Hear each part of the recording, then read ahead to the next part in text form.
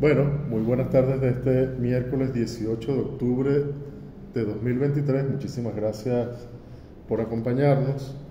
Estamos comenzando nuestra segunda jornada de un nuevo ciclo, del ciclo de investigaciones en curso, y tenemos la grata compañía de un amigo de la casa, Lucas Maximiliano Kerner. A Lucas lo consideramos parte del equipo del Centro de Estudios para la Democracia Socialista. Lucas es egresado en Sociología y Español en la Tufts University, summa cum laude. Tiene una maestría en estudios latinoamericanos y caribeños en la Universidad de Harvard. Está actualmente cursando el doctorado en estudios en historia latinoamericana y caribeña en la misma Universidad de Harvard. El avance que va a realizar en este momento de su investigación es la investigación que está haciendo en el curso, en el marco de este doctorado. Ha sido Teaching Fellow en la misma Universidad de Harvard y ha trabajado. ¿Trabajas o trabajaste? Bueno, como vinculado. Sigues vinculado a Venezuela Análisis, de ahí viene fundamentalmente nuestra relación. Somos compañeros de trabajo, así me asumo yo. Y es además editor asociado de la Agrarian South Network Research Bulletin. Espero que mi inglés esté a la altura Buenísimo. de las expectativas de ustedes, amigos y amigas. Bueno, sin más, Lucas, muchísimas gracias por acompañarnos. Te dejo acá la laptop para que nos converses. Vale, muchas gracias, Ronaldo. Bueno, primero, antes de nada, quiero expresar mi profundo agradecimiento a ti, Ronaldo, a Lía, a todo el equipo de sede y por esta invitación, y también a todos los otros colegas y compañeros. Muchos de ellos están presentes, varios están presentes hoy, que han ayudado en el desarrollo de esta investigación. Quiero comenzar con una cita del intelectual palestino Edward Said, que él dice, cito: "El desafío de la vida intelectual se encuentra en la disidencia contra el status quo en un momento en que la lucha por parte de los grupos subrepresentados y desfavorecidos parece tan injustamente sopesada en su contra.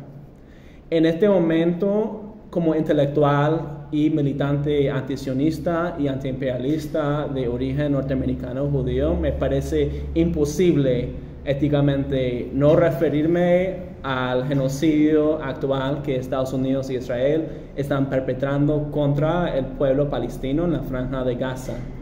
Gaza es el lugar más densamente poblado de la planeta, con 2,3 millones de personas, la mitad niños encarcelados por el bloqueo israelí en un área de apenas 365 kilómetros cuadrados, menos que el municipio Libertador. Hasta ahora, las fuerzas colonialistas israelíes han asesinado al menos 3.300 palestinos, incluyendo más de 1.100 niños, y herido más de 12.000 personas. Al menos 50 familias enteras han sido exterminadas, borradas del registro civil por el bombardeo israelí norteamericano. Ayer Israel bombardeó el Hospital Batista Nacional Al-Ali, masacrando al menos 500 personas en un solo golpe. Ya sabemos que esta guerra no comenzó el 7 de octubre, cuando la resistencia palestina tomó un paso decisivo en su lucha por la liberación nacional.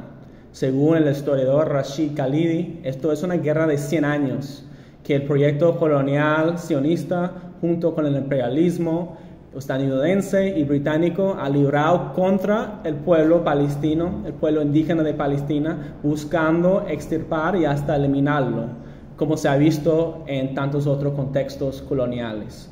La mayoría de los palestinos habitantes de Gaza fueron expulsados de su tierra durante la Nakba o catástrofe, cuando las fuerzas sionistas emprendieron una limpieza étnica de más de 750,000 personas en 1948 el crimen fundacional del Estado sionista. Sin embargo, el pasado 7 de octubre marca un punto de inflexión en que la resistencia palestina por primera vez alcanza a llevar la guerra a los territorios colonizados por Israel en 1948, infligiéndole una derrota histórica, incluso mayor que la guerra de 1973, y así quebrando definitivamente el mito racial de la invencibilidad israelí. Los palestinos presos en el campo de concentración más grande del mundo, un verdadero gueto de Varsovia, lograron romper el cerco israelí e iniciar una nueva etapa en la lucha por la descolonización de la tierra. Frente a esa derrota estratégica, Israel ha respondido con una masacre sin precedentes, deliberadamente atacando hospitales, escuelas, mezquitas, panaderías y otros blancos civiles, en un intento desesperado de aplastar el apoyo popular masivo a la resistencia.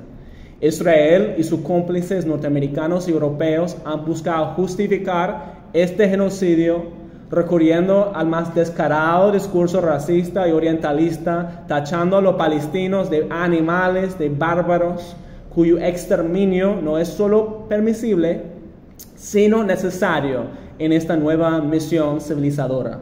Mientras tanto, los medios de comunicación hegemónicos nos bombardean con una propaganda de atrocidad incesante, difundiendo mentiras que los palestinos hayan descollado bebés, violado mujeres, destruido sus propios hospitales, entre mil más columnas que vislumbran el ejercicio permanente de la proyección dentro del psique occidental burgués. Así los imperialistas y colonizadores confiesan su temor que el colonizado les reciproque sus crímenes monstruosos. En realidad, sabemos que los colonizados han solido actuar con enorme moderación frente a la violencia genocida del colonizador, sea en Haití, Jamaica, Argelia, Vietnam, Sudáfrica, Angola y hoy día en Palestina.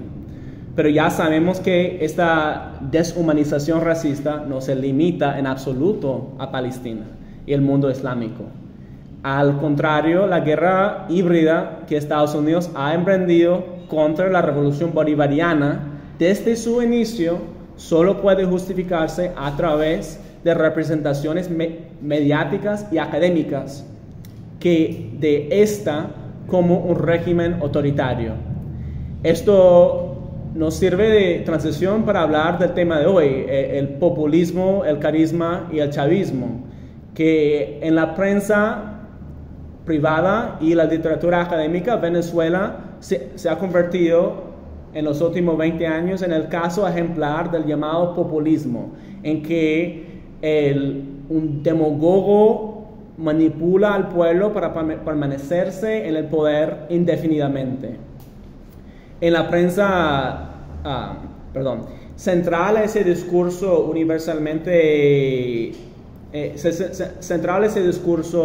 es la universalmente señalada carisma de Hugo Rafael Chávez Frías. En una entrevista que dio a la BBC el año pasado, la destacada historiadora venezolana Margarita López Maya refiere a ese carisma legendario en los siguientes términos. Es un líder carismático y los líderes carismáticos no suelen ejercer una legitimación de las leyes y del Estado de Derecho. Chávez utiliza el carisma y la polarización y todos los elementos de populismo para ganar las elecciones. Está ejerciendo una especie de autoritarismo competitivo. Deja espacios abiertos para el pluralismo, pero está imponiendo con su carisma y con el dinero un proyecto que, en definitiva, la población venezolana le había dicho que no.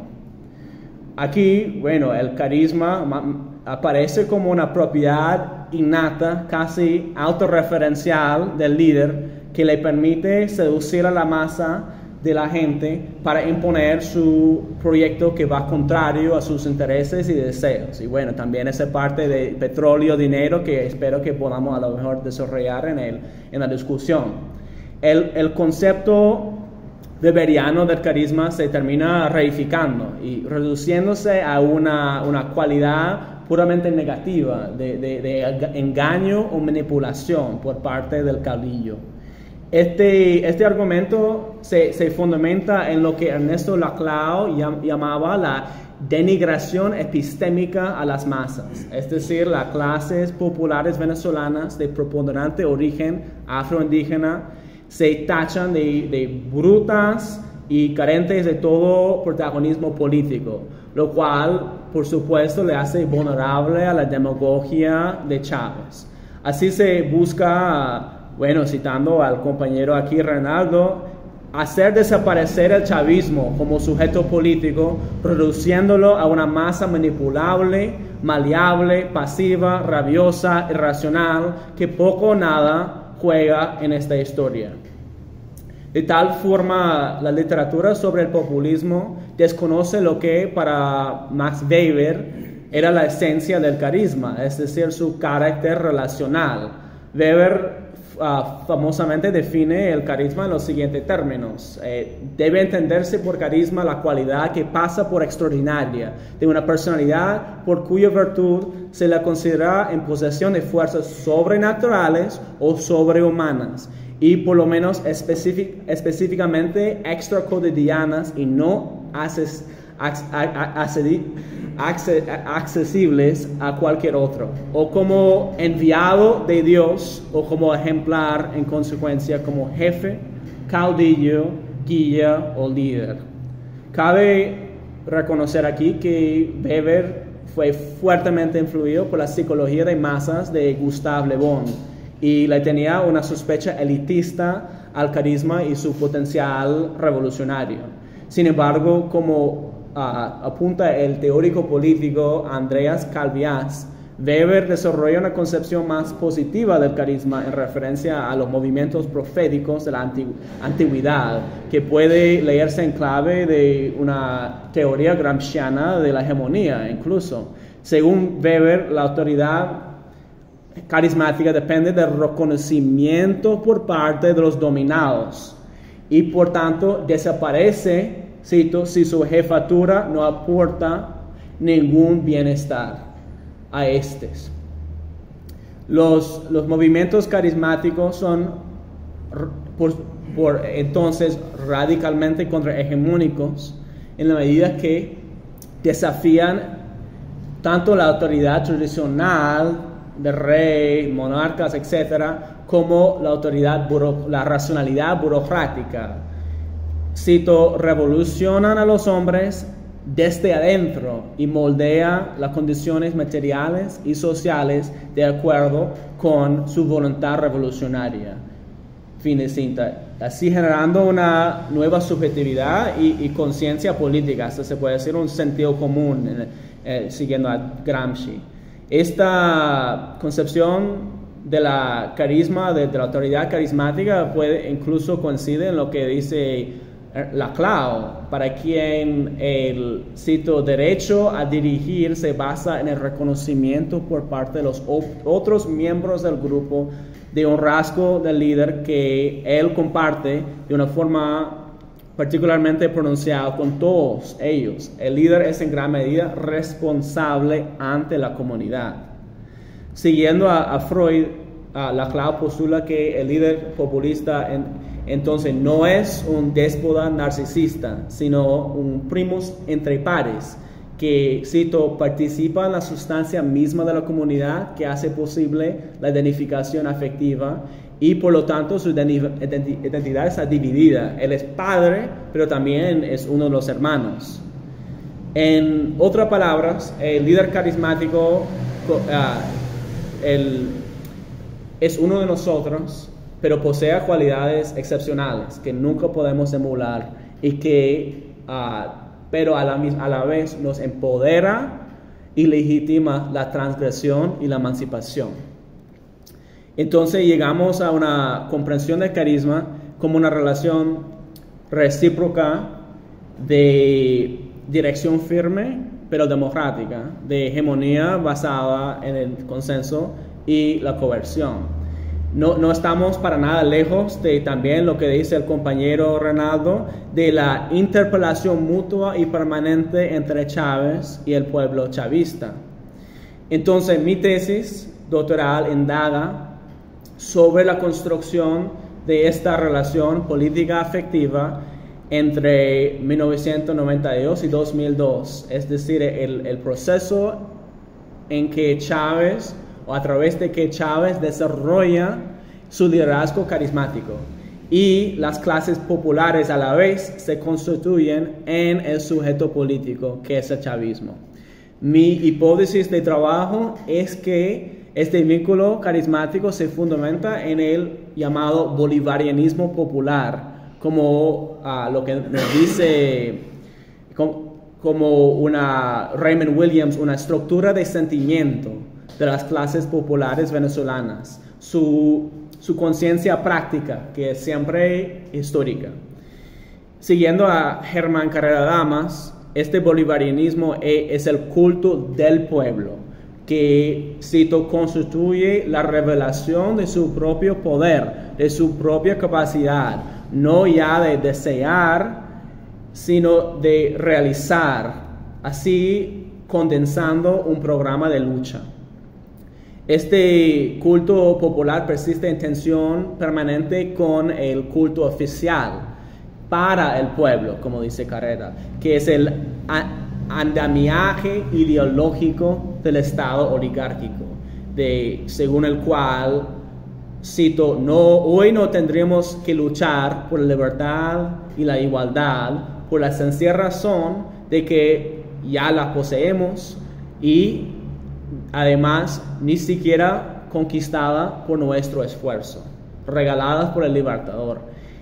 Cabe enfatizar que este discurso oficial no es solo clasista, como decía Carrera, sino también es racial, en la medida que funciona como una ideología de democracia racial que impone el mito de armonía y igualdad entre todos, no importa el color, y como dice la historiadora Marisa Lazo, o el café con leche, como dice Winthrop Wright, que busca incorporar y neutralizar las reivindicaciones por parte de las mayorías populares de descendencia africana y indígena. Yolanda Salas nos da un acercamiento al culto del pueblo desde la religiosidad popular y María Leonza en particular. Nos dice, Bolívar dentro de este contexto religioso recurre a un ámbito que va de ánima milagrosa a santo, transciende el pasado para intervenir en el presente. No se trata de un personaje que vive en un tiempo histórico, ubicado en el mundo del recuerdo, de lo que fue, de su gloria, sino que sus poderes y fuerzas se actualizan cuando el pueblo le reza, lo alumbra y le pide. De esa forma, Bolívar Santo, redentor, benefactor, también es objeto de culto para un amplio sector de la población nacional. Salas destaca aquí la contradictoria relación de tanto antagonismo y acomodación entre el culto popular y el oficial, puesto que este primero nace de una urgencia de solventar necesidades, de resolver, como decimos hoy día. Pero la realidad dice, la realidad social no se modifica, se trata de una toma conciencia pasiva, pero en ella está latente un espíritu reivindicativo y de denuncia. ¿Hasta qué punto era pasiva esta conciencia? Podemos debatir, pero pues 2 años después de que Salas escribe esas líneas, rompe el sacudón, desatando un ciclo de insurgencia popular que continúa con el 4 de febrero.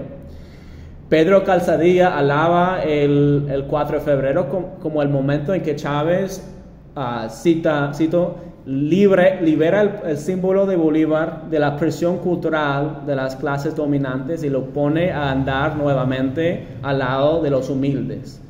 Ciertamente Pedro tiene razón, en la medida que la rebelión militar bolivariana constituyó una amenaza existencial para tanto de forma tanto política como ideológica para el orden punto fijista, al rescatar, al buscar reapropiar Bolívar como para un proyecto nacional popular. Pero, como hemos visto, y seguramente Pedro estaría de acuerdo, Bolívar ya estaba en la conciencia popular, al menos de una forma latente, influida también por Ali I, de quien misteriosamente no habla una palabra, Salas. Bueno, vamos a hablar de Ali I en la próxima semana incluso.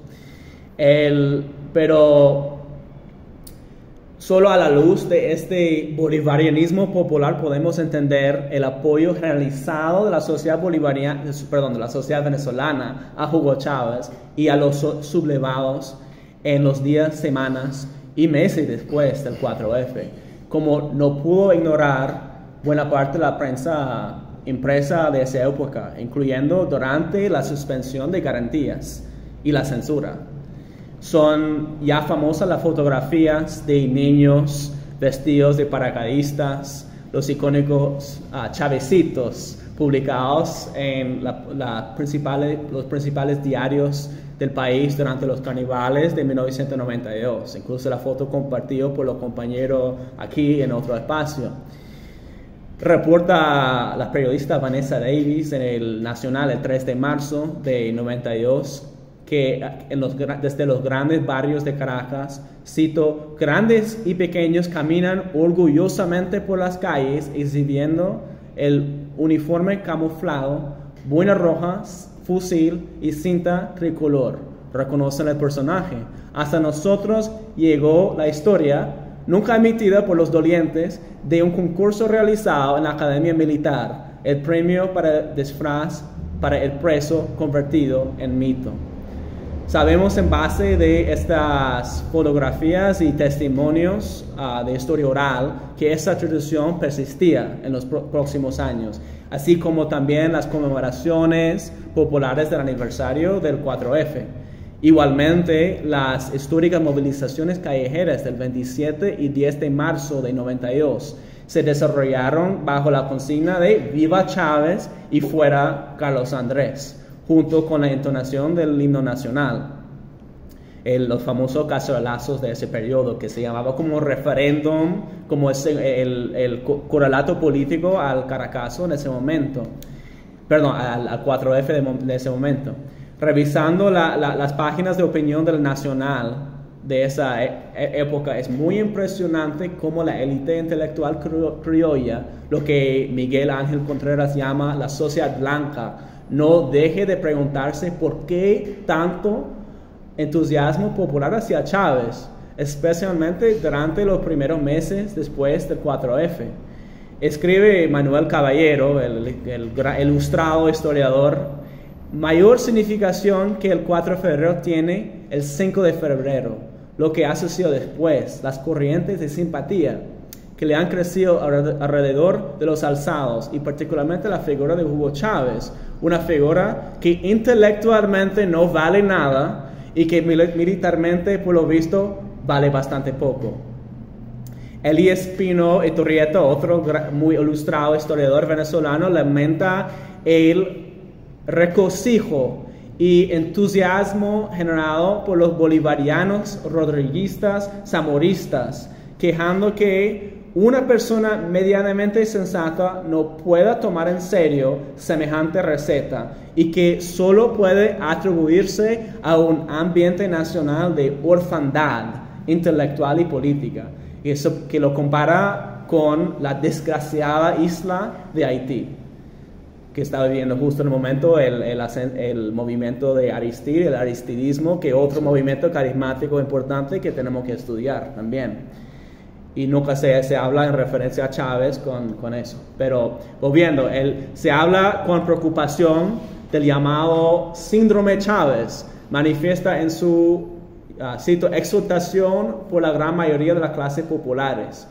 Y hasta se llega a hablar el 26 de abril de 1992 de simpatizantes del chavismo, la más temprana referencia al chavismo que yo he encontrado hasta presente. Y dando un ejemplo ahí en este artículo de un notorio grafiti de Jigorote del que dice Jesucristo Bolívar Chávez. Bueno, otra vez estamos volviendo a Yolanda Salas y el culto popular de Bolívar. Y además que mucho de trabajo que hizo Yolanda Salas, esas entrevistas de historia oral, ella realizó en Barlovento y en las áreas donde la familia Bolívar Palacio tenía su hacienda. Entonces eso sí es importante destacar. Los testimonios de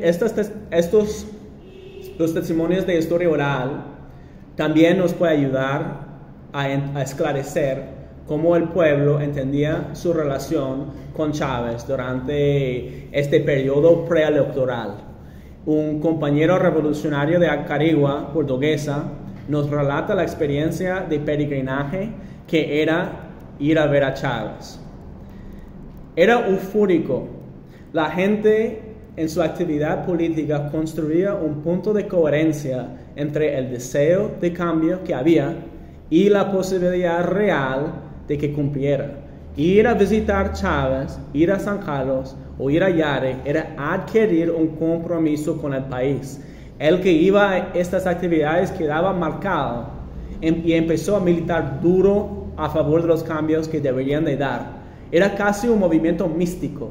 Era seguir haciendo la comparación con Jesús, al nuevo Mesías. Era seguir al Salvador, era seguir a la esperanza que ya habíamos casi perdido.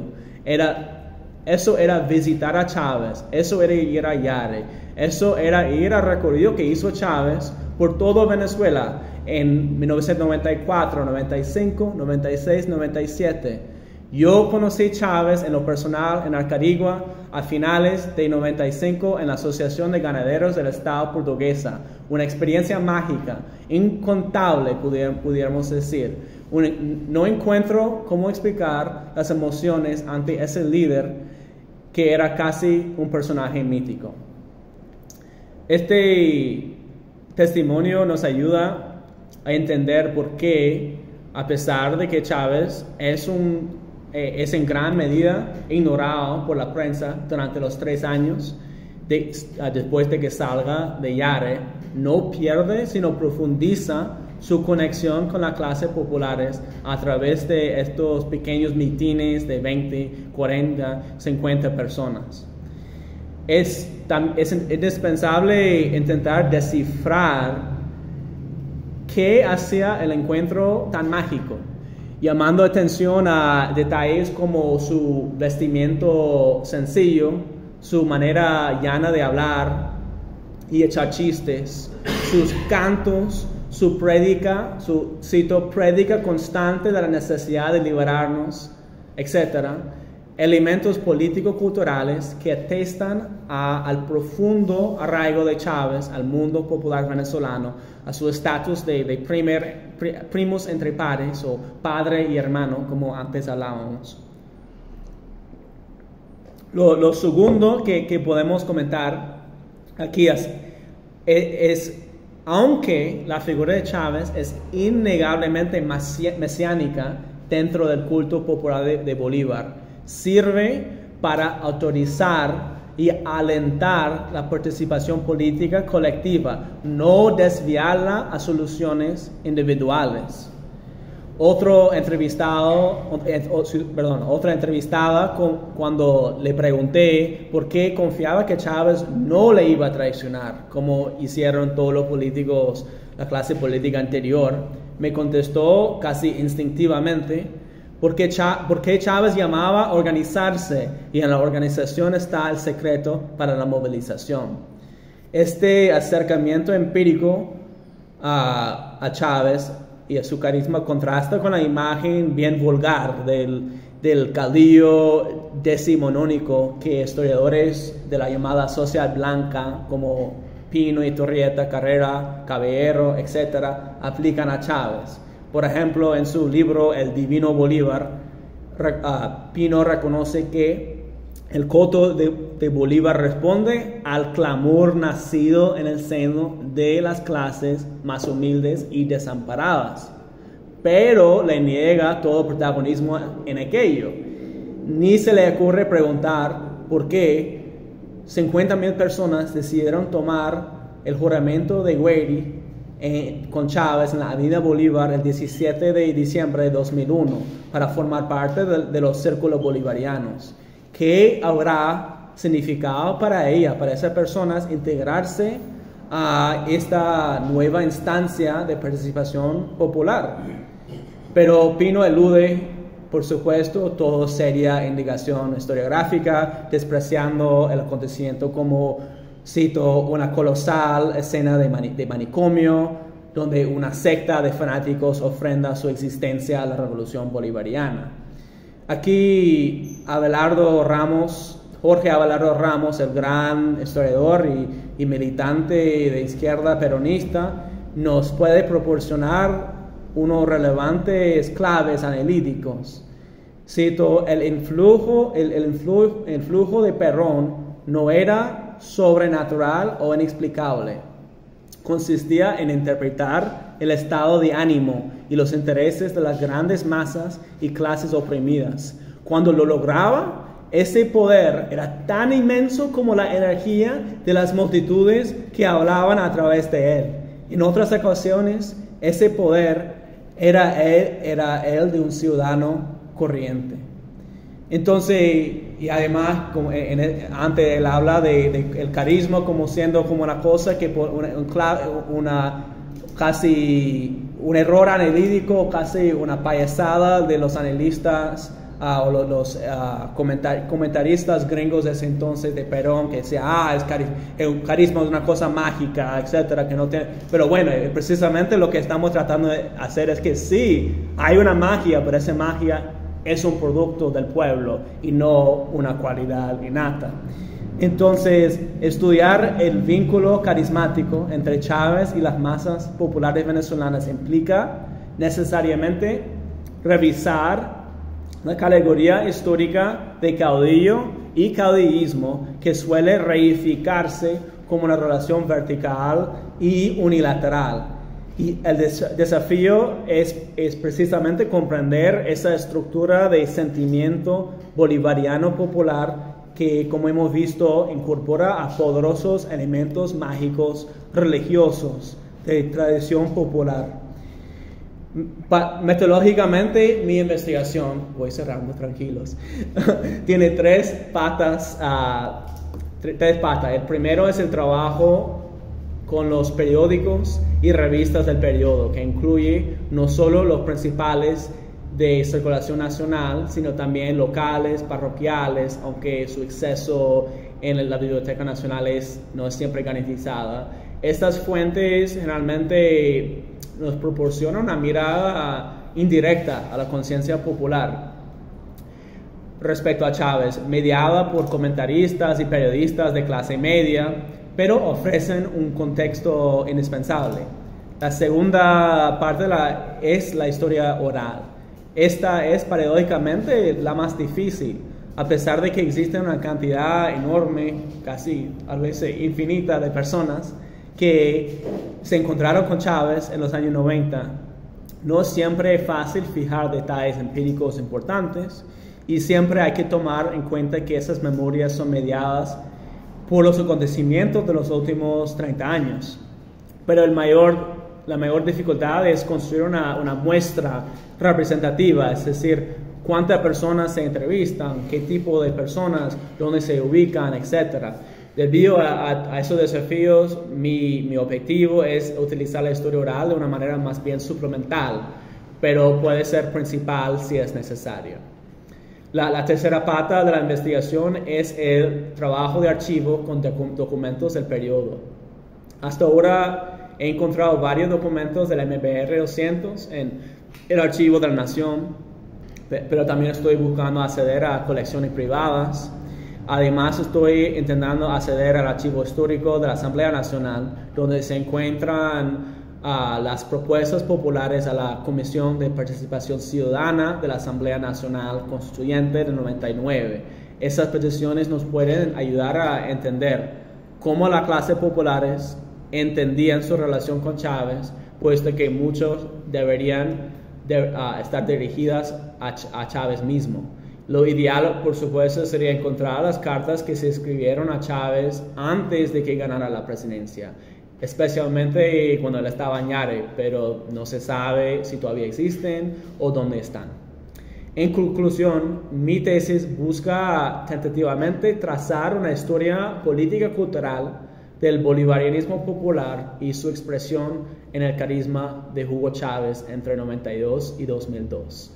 Quiero cerrar con una cita de Chávez, de una entrevista que dio a Agustín Blanco Muñoz en 1995, que pone en la mesa estas grandes cuestiones de historia y historicidad que son centrales a mi investigación. Y cito: yo creo que nuestro movimiento ha ido a las raíces, a tratar de quitarle la telaraña y el polvo de una historia que está sepultada, pero que palpita en los lugares y en los recuerdos de mucha gente. Resumiendo, la historia es una maestra, pero la tienen falsificada, convertida en historia oficial. Hay que ir en su búsqueda, sumergirse, zambullirse en la profundidad oscura de ella misma para buscar ahí el secreto de lo que somos y de lo que podemos ser.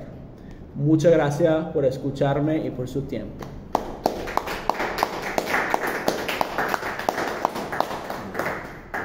Gracias, man. Bien. A ver, para comenzar a conversar, Lucas. Bueno, yo noté varias cosas aquí. Mira, en primer lugar, yo me leí hace, no recuerdo cuánto ya, hace 2 meses, 3 meses, algo así. Yo me leí el proyecto de tesis de doctorado de Lucas y yo le comentaba que, bueno, esto, ¿no? Bueno, primero que yo creo que esa es una tesis, es un proyecto de tesis que ya, con todo el proyecto, creo que es ahí Lucas hace un extraordinario ejercicio de, digamos, de construcción de un marco conceptual, por supuesto ya mediando un mínimo conocimiento del objeto de estudio, de la materia, de lo que quieres trabajar, que me parece que se caracteriza por su solidez. O sea, me parece que es un marco conceptual que está muy blindado. Y comentaba con Lucas que me parece que siempre en términos conceptuales, o todavía estrictamente en términos conceptuales, tenía la virtud de que rescataba a un autor o a los planteamientos de un autor cuyas lecturas sí, las lecturas que han solido hacerse en América Latina a partir de su obra son francamente, o sea, yo creo que se inscriben en una tradición de pensamiento bastante conservador, y a lo sumo, bueno, digamos que se inscriben en la tradición de pensamiento liberal más tradicional, ¿no? Que es Max Weber, ¿no? Nosotros, a propósito, digo aquí en Venezuela, en el campo popular, en el campo de la izquierda, es tanto el abuso, ha sido tan excesivo el abuso que se ha hecho digamos, del expediente, no del concepto, del expediente, del carisma de Chávez, que uno terminó como por tratar como de explicar, ni siquiera entrar en la discusión, ¿no?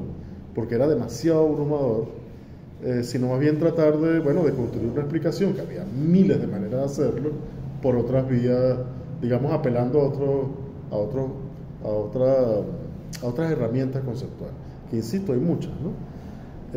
Y sin embargo, me parece que no es exactamente lo correcto, porque una cosa son, digamos, las lecturas muy manualescas y mal digeridas, se podría decir, de un autor tan brillante como Weber, y otra cosa es, por supuesto, Weber mismo, ¿no? Digamos, la riqueza de su análisis. No solamente la riqueza, sino que es un tipo, es decir, Lo mismo que el abuso que se ha hecho en Venezuela del expediente del carisma, es realmente abrumador leerlo porque la cantidad de información, no solamente la profundidad analítica, sino la cantidad de información histórica que maneja, una cosa que a uno le cuesta asimilar, ¿no? Entonces, ya solamente por ahí, o sea, rescatar lo rescatable de Weber, que yo creo que es muchísimo, ya solamente por ahí me parece que es un avance bastante notable. Esta es una discusión que yo he venido teniendo con otros compañeros, con otros amigos en Venezuela, o sea, la necesidad de apelar, digamos, a algunos filones de análisis que es posible hacer a partir de Weber, y ni siquiera para pensar digamos, a la experiencia Chávez, ¿no? Lo que se puede llamar como la experiencia Chávez, sino para pensar la actualidad, lo que está ocurriendo en este momento. Tiene que ver con toda esta discusión del liderazgo de tipo patrimonialista, etcétera, ¿no? Que, dicho sea de paso, según Weber, es lo que suele ocurrir cuando un liderazgo como el tipo de liderazgo que ejercía el comandante Chávez ya no está, ¿no? Importante o interesante. Lo otro,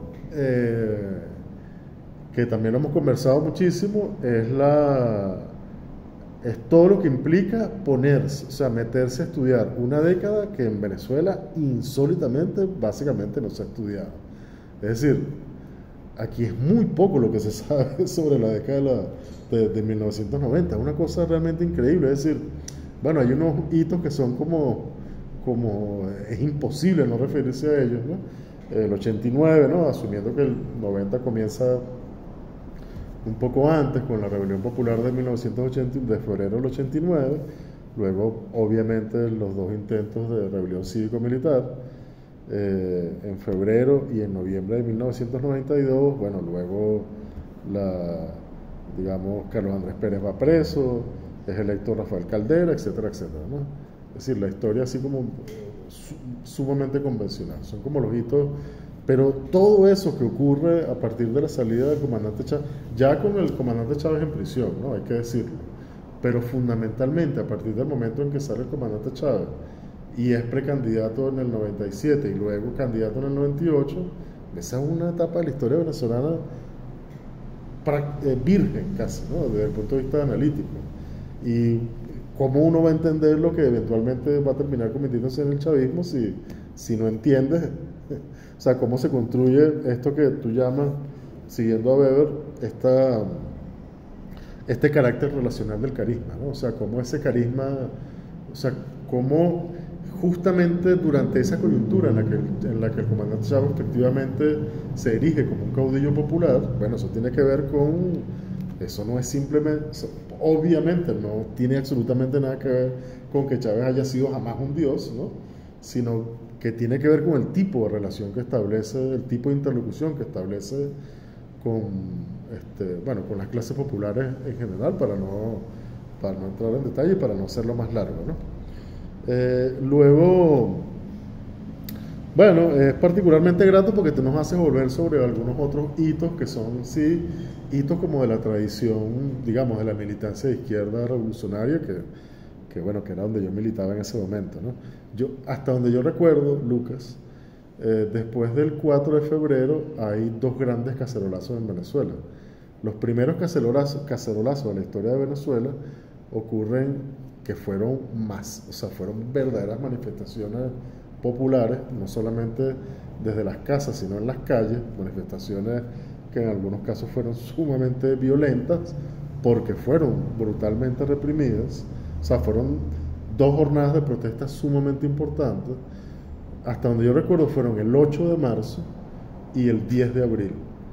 Y recuerdo que la consigna del 8 de marzo era, hoy es 8, el cacerolazo del 8 de marzo fue hoy es 10. Escucha, el 8 de marzo el cacerolazo fue a las 8 de la noche. Y la consigna era algo así como, hoy es 8, vete ya, gocho. Que era como le decían a Carlos Andrés Pérez. Y el 10 de abril, el cacerolazo fue, y por eso fue un poco más picante, porque hay que echarle, o sea, una barricada a las 10 de la noche, hay que ver la cara, ¿no? El 10 de abril, el cacerolazo fue a las 10 de la noche. ese día, el 10 de la noche, en muchos lugares de muchas ciudades de Venezuela, incluidas Los Teques, que era donde yo vivía en ese momento, bueno, se hicieron, no solamente hubo un cacerolazo verdaderamente masivo, sino que hubo manifestaciones bastante violentas en las calles hasta bien entrada la noche, pues, hasta la madrugada. Entonces, hasta donde yo recuerdo es el 8 de marzo a las 8 de la noche, el primer gran cacerolazo, y el segundo cacerolazo fue el 10 de abril a las 10 de la noche. Eso porque me hiciste recordarlo y tú lo comentaste allí, pero eso obviamente es un poco más anecdótico, o aunque para mí no es anecdótico nada, es parte como de la historia de vida. Claro, la trayectoria de lucha de la que uno ha formado parte, ¿no? Bueno, Luca, yo diría algunas otras cosas más, pero no lo quiero alargar más y quiero darle chance a Ricardo. Está ahí ansioso por hablar. Ajá, bueno, una pregunta medio provocadora, pero George Cicarello publicó We Created Chávez. ¿En qué se distingue? ¿En qué elementos comunes tiene entre lo que tú planteas, o dónde crees que el análisis de Cicarello se queda corto? ¿Qué puedes comentar sobre eso? No, bueno, o sea, el libro de Gio, de Nosotros Creamos Chávez, yo creo que hay que ubicarlo dentro de lo que es una literatura de movimientos sociales que se impulsaba por tratar porque estaba respondiendo a la literatura de ciencia política de la misma época, que es precisamente lo que estoy criticando, toda esa fijación de una forma muy vulgar en el personalismo, el caudillismo de Chávez de una forma vertical, y de que todo el enfoque era, bueno, efectivamente Chávez es autoritario, Chávez es dictador, etcétera, etcétera. Entonces, esta literatura, no solo del libro de George, sino también el libro de Sujatha Fernández, el libro de Naomi Schiller, está tratando de decir, bueno, vamos a desplazar el enfoque analítico del personaje de Chávez a los movimientos populares, que era el motor del proceso político de transformación. Y por supuesto, bueno, es también lo que Venezuela, ha sido la misión de Venezuela Análisis también. Y bueno, muchos de ellos dependían de Venezuela Análisis. Pero, entonces, para mí, yo estoy tratando de decir, bueno, eso fue importante, pero yo creo que es la hora de volver a tratar el tema de que bueno, que es difícil tratar ese tema de llamado personalismo, ese tema del llamado caudillismo, y volver a hablar de lo que no quieren hablar, no queremos hablar los marxistas y los historiadores sociales, de los grandes hombres de la historia y todo eso, precisamente por todo el prejuicio entendible contra esas historias que son muy machistas y racistas y burgueses, etcétera, de Thomas Carlyle y todo eso. Entonces, en ese sentido, y me ubicó en mi trabajo. El libro de Gio también es más como una historia como amplia, como sintética, digamos. Es parecido al trabajo de Steve Erner de El fenómeno Chávez, que trata de dar una mirada sintética desde la historia venezolana, ubicando el proceso bolivariano, y en ese sentido, y viéndolo como un proceso desde abajo, y en ese sentido los dos libros son muy importantes y son referencia para mí. Lo que yo estoy tratando es enfocar en la década de 92 y a 2002, que como dice Ronaldo, es un periodo en grandes términos olvidado. Hay un compañero mío, Mauro Berengán, compañero de nosotros, y bueno, está viendo ese video, saludos a él, que también ha sido muy importante interlocutor, y estoy muy en su deuda, que está también trabajando ese periodo, pero lo que estamos tratando es hacer un trabajo empírico y no tanto en base de fuentes secundarias y no tan dependiente. Sí, utilizando la teorización, Mauro, por ejemplo, sí depende mucho está tratando de tratar el tema de hegemonía y todo eso, pero tratando de hacer un trabajo un poco más minucioso en lo empírico, en lo archival, etcétera, etcétera. Entonces, eso, en eso como me ubico con mi trabajo. Quería también decir una palabra, bueno, primero decir a Reinaldo que ese proyecto también como nace de tu inspiración, porque fue la conversación que tuvimos el año pasado, cuando tú me dices exactamente lo que acabas de decir, que mucha gente habla de carisma, pero es como una forma floja de no describir la relación con Chávez. Tú me diste como una historia muy, bueno, sociológicamente fecunda de tu encuentro con Chávez en el 95 en Los Teques, en la Plaza Guaycaipuro, y todo ese, bueno, ese bolivarianismo que tú hablabas, de como si Chávez hablaba como si Bolívar estaba recorriendo las calles con nosotros.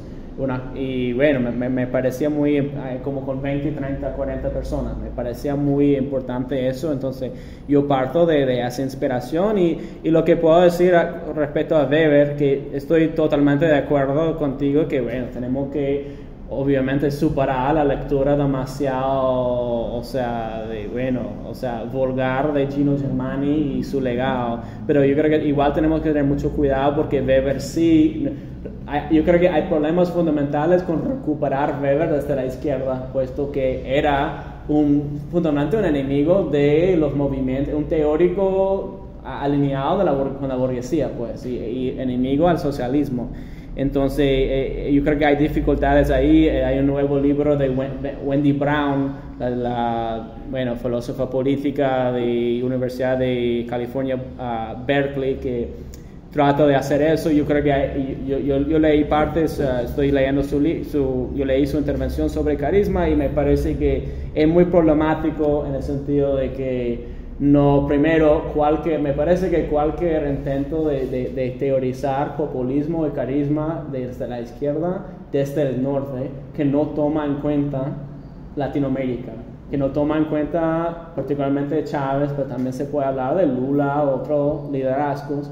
Lo mismo que hace Chantal Mouffe en su libro sobre populismo, me parece burdo, eurocéntrico y problemático, pero ella también está tratando de rescatar el Weber, último Weber de 1922, en que él habla de que, bueno, tenemos que tener un líder como carismático, pero también dentro del reglas del juego liberal. Entonces me parece que estructurándolo de esa forma es como se pone como ya en un campo opuesto a nosotros, que estamos viendo que Chávez tenía críticas importantes del liberalismo, y que que nosotros no estamos para nada alineados con el liberalismo imperial de mucho de la izquierda norteamericana, que por supuesto mucha de esa gente, bueno, no Wendy Brown, no lo estoy diciendo, pero otra gente como Judith Butler y Naomi Klein, que están ahora alineándose contra el pueblo palestino y denunciando la resistencia.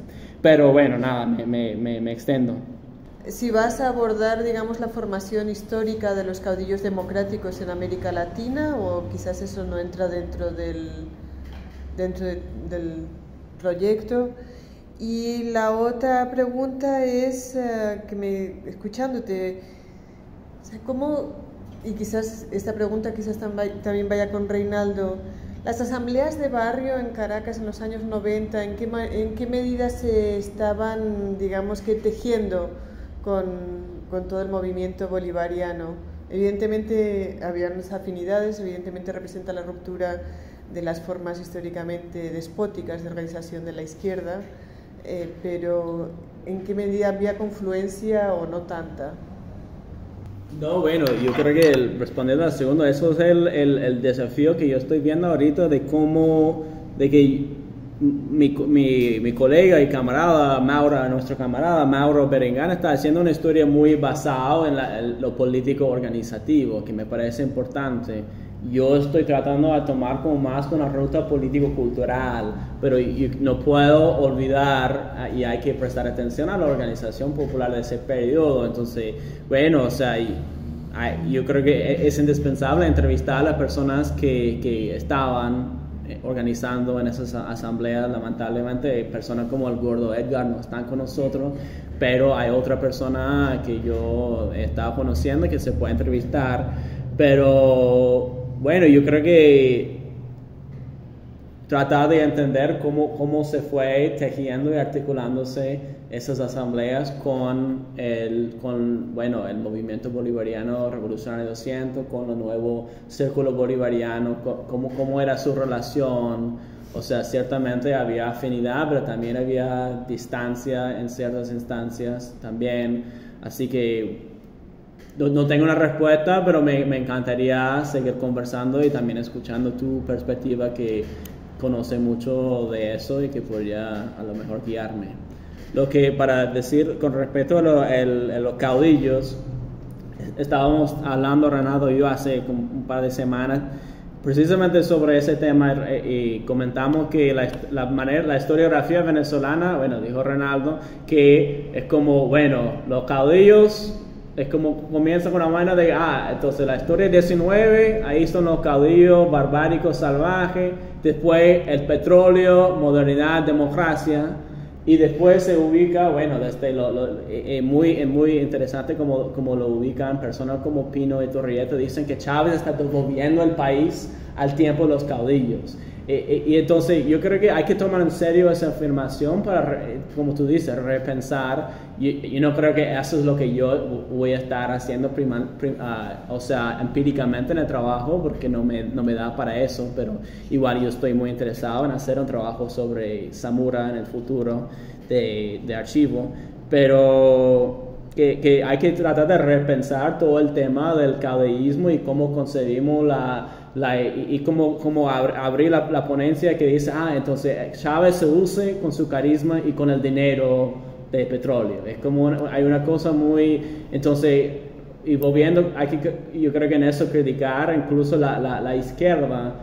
Esas personas eran la izquierda de ese periodo oficial, incluso personas como por supuesto Coronil, que hace como toda su formulación de estado mágico, y eso se presta muy fácilmente a esa idea de el Chávez como Carlos Andrés, como el gran brujo que está como promoviendo ese mito de modernidad y etcétera, etcétera. Pero también Cabrujas, yo creo que Cabrujas también hay que revisar eso, porque él simpatiza con los comandantes en ese periodo, y después se muere, así que no sabemos cómo iba a ser su postura. Pero era como, el país es una hacienda con hotel, o sea, eso era como la postura de esa persona, y como esto es una vaina barbárica atrasada, y aquí se puso una arena de civilización ahí con AD y con la cuarta, y Chávez termina destruyendo todo. O sea, yo creo que tenemos que ir revisando eso y ver cómo,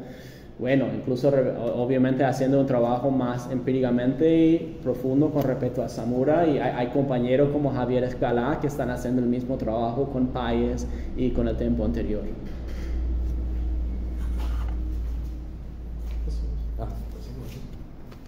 Sí,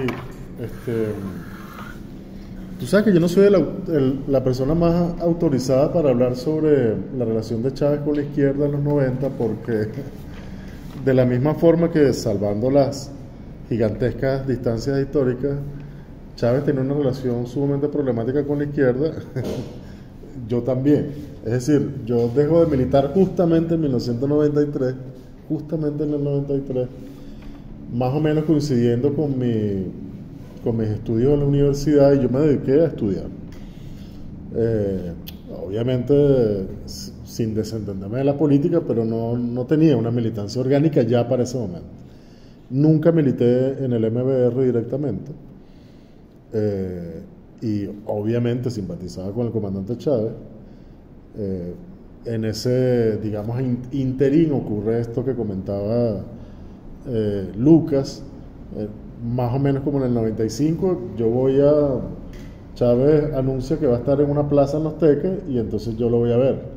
Y fue una experiencia sumamente singular, porque era un tipo, era un loco en el mejor sentido de la palabra loco, porque era un tipo como, hablando con una convicción que era como bastante inasimilable frente a un auditorio de 40 personas.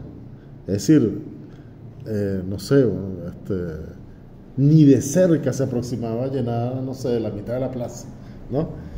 Entonces, bueno, evidentemente, más allá de eso, sí es ciertamente una anécdota, más allá de eso, evidentemente, digamos, ya había muchos elementos como para pensar que se trataba de una cosa muchísimo más seria, pero justamente eso que yo digo, ese momento que yo digo, que es el que permanece básicamente inexplorado, en general yo no lo viví, o sea, yo lo viví desde otro lugar, ¿no? Por supuesto siempre como en relación con mucha gente, eso sí, ¿no? Muchísima gente que estaba militando orgánicamente, muchos compañeros y compañeras, pero no era mi caso. Y bueno, sin embargo, nada, yo termino materias en el 98, me gradué en el 2000 y apenas inmediatamente después de que me gradué entré a trabajar en el gobierno, que era una cosa que a mí no me pasaba por la cabeza, pero ni de casualidad, estudiando en la universidad, o sea, jamás me hubiera pensado que era como, o sea, nunca consideré algo factible trabajar en el Estado, hasta que ganó Chávez en el 98, por quien por supuesto voté. Fue la primera vez en mi vida que voté. Pero bueno, volviendo, digamos, a la materia, Lucas, yo estoy completamente de acuerdo contigo. Yo creo que hay que revisar, también hay que hacer un esfuerzo de revisión del siglo XIX venezolano hasta 1830. Yo creo que está bastante contada la historia. A partir de entonces hay algunos libros clásicos extraordinarios, además, o sea, sumamente importantes, Il Fortuna, etc.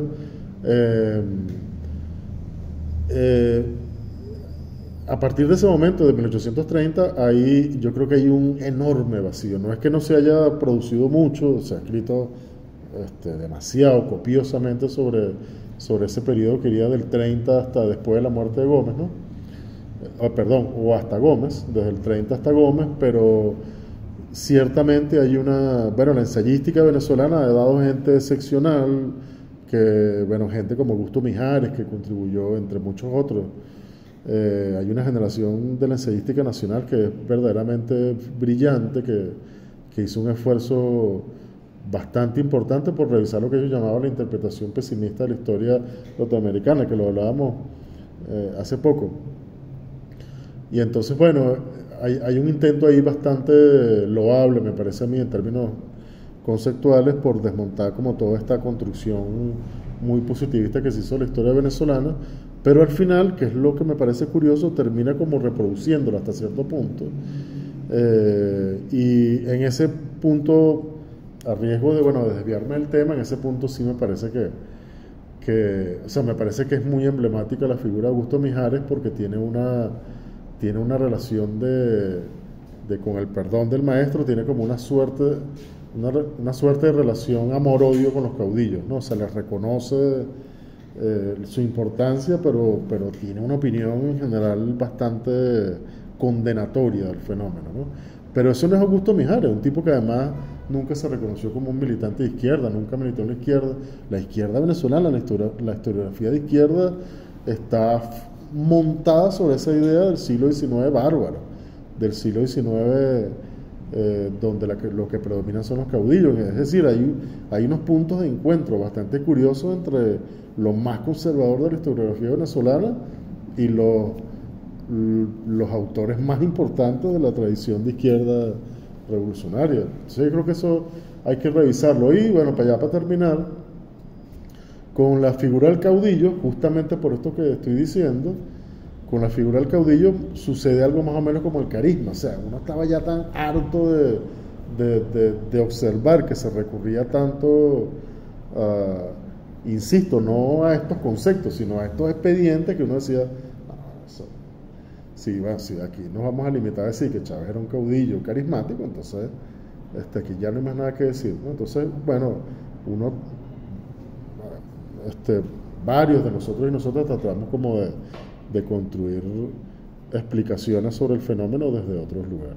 Pero bueno, nada, Lucas, te agradezco muchísimo el tiempo que te has tomado no solamente para compartir el avance de tu investigación, sino todo el tiempo que te tomaste para escribir lo que nos compartiste, y bueno, y en general por la investigación que estás haciendo, que respecto de la cual yo creo que deberíamos tener muchas expectativas, no quiero que te sientas comprometido, pero creo que es una investigación que va a arrojar luces muy importantes para comprender el fenómeno de la revolución bolivariana y específicamente ese fenómeno o la manera, pues, como para decirlo en tus términos, cómo se forja ese vínculo carismático entre las clases populares y Hugo Chávez Frías. Muchas gracias. Muchas gracias, Renato. Muy agradecido. Gracias a ustedes.